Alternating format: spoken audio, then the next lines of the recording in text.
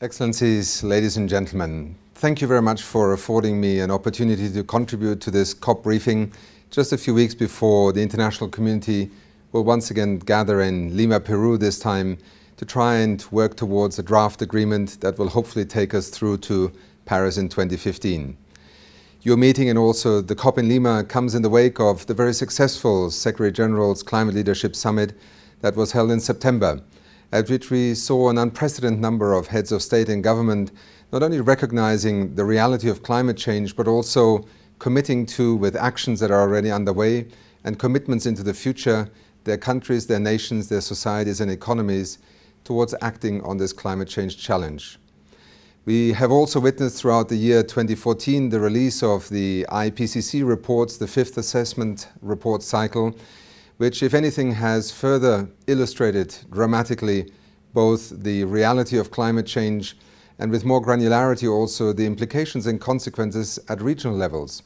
Certainly for more and more countries and decision makers, whether in government or in the economic sectors and the private sector, it is becoming clear that the world as we know it today will be significantly different in the years to come.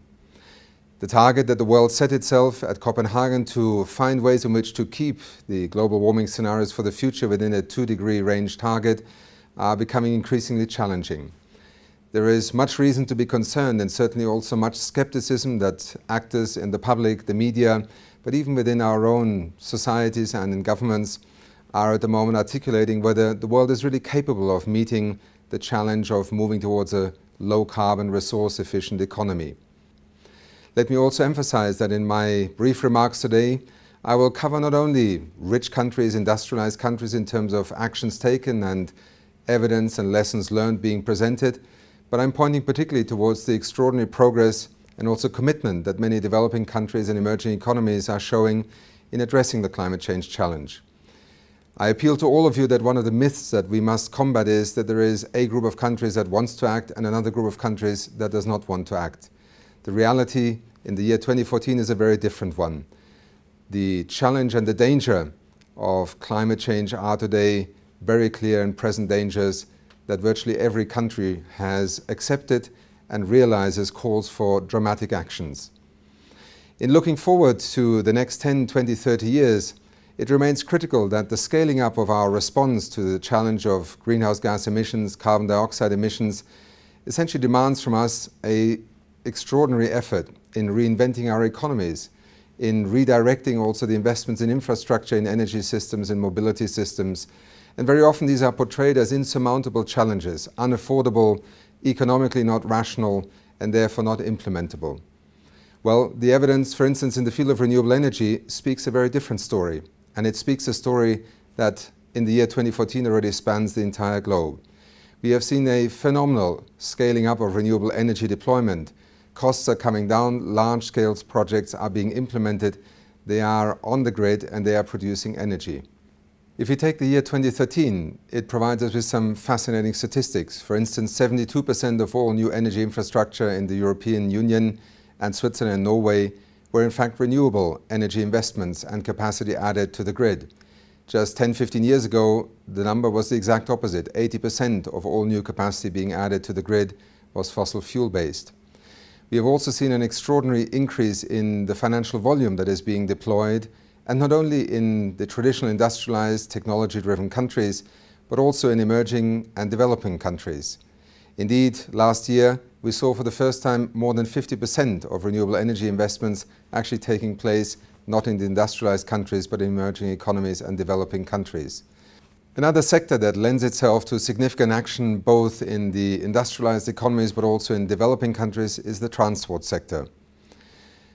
Fleet vehicle size is set to triple in the future, and much of that increase will take place in developing countries. Not only is urbanization and mobility becoming an opportunity but also a necessity for economies to develop, but the costs of a transport system that simply replicates the 20th century model will impose heavy costs on countries. We already see many cities clogged in terms of vehicular traffic.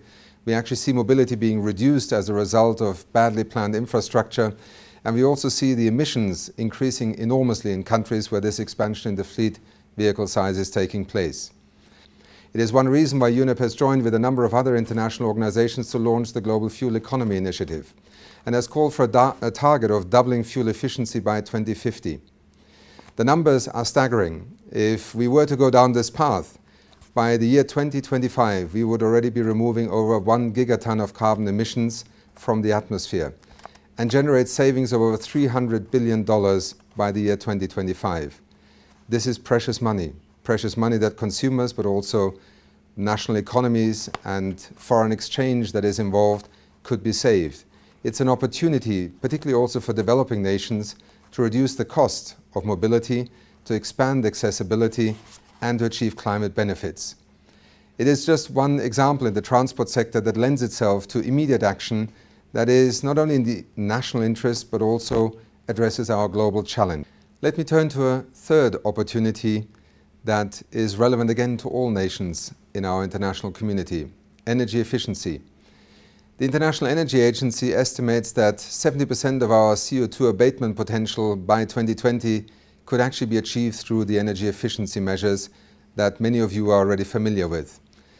The transition towards a more energy efficient use of lighting, of appliances, represents an enormous potential, and again with immediate co-benefits from the consumer perspective, from a national electricity grid perspective, and from a climate change perspective.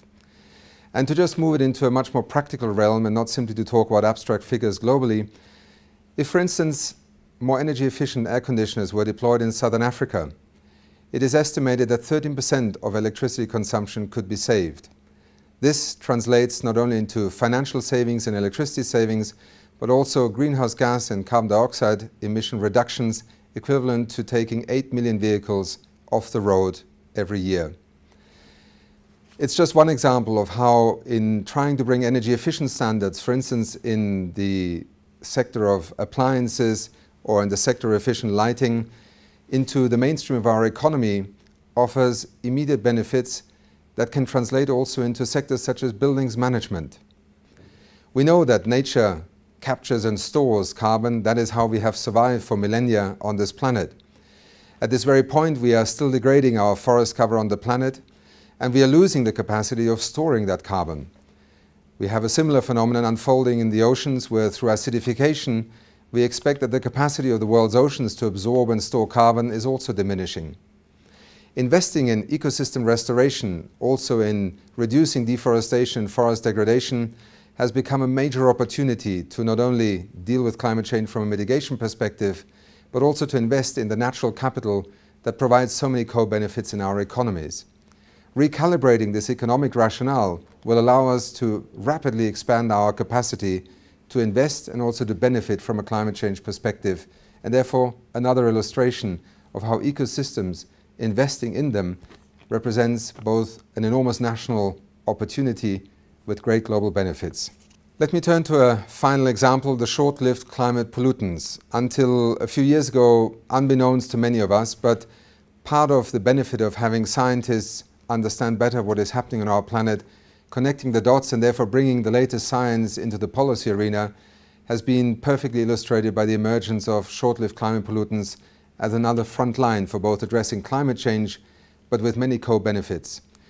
Investing in these short-lived climate pollutants has become the focus of the Climate Clean Air Coalition, a coalition of countries, north and south, small and large, that are working on these issues very often from multiple perspectives, but also joined by the rationale that if we can get the global economy, with its member states, to invest in reducing these short-lived climate pollutants, then we truly have an enormous return on investment in multiple terms. Methane is a good example. For instance, in the oil and gas exploration, 8% of the methane emissions that occur on the planet today result from the gas flaring that is simply taken as a kind of byproduct with no value at this moment in time. Our ability to reduce methane emissions from, for instance, oil and gas sectors, or also the methane emissions from landfills, provide an opportunity to both generate economic benefits, impact on health conditions, and at the same time contribute to reducing greenhouse gas emissions into the atmosphere. Thank you once again for the invitation to address you. I hope that this contribution from a perspective of the United Nations Environment Programme that is both seized of the matter of climate change, but that is also focused on how the transition towards a green economy, in fact, gives us more answers than it begs questions for the future challenges that we face in terms of sustainable development, job creation, infrastructure development, access to energy, less pollution and greater health in our societies. It is UNEP's mission to contribute to an understanding that the future actually holds enormous opportunities. In some ways, it is we who are today perhaps the greatest obstacle in moving forward. The Climate Change Convention and the process leading through Lima up to Paris will be another test of our capacity to re-envisage and also reinvent our economies in order to meet the objectives over which there is no disagreement whatsoever. Thank you very much.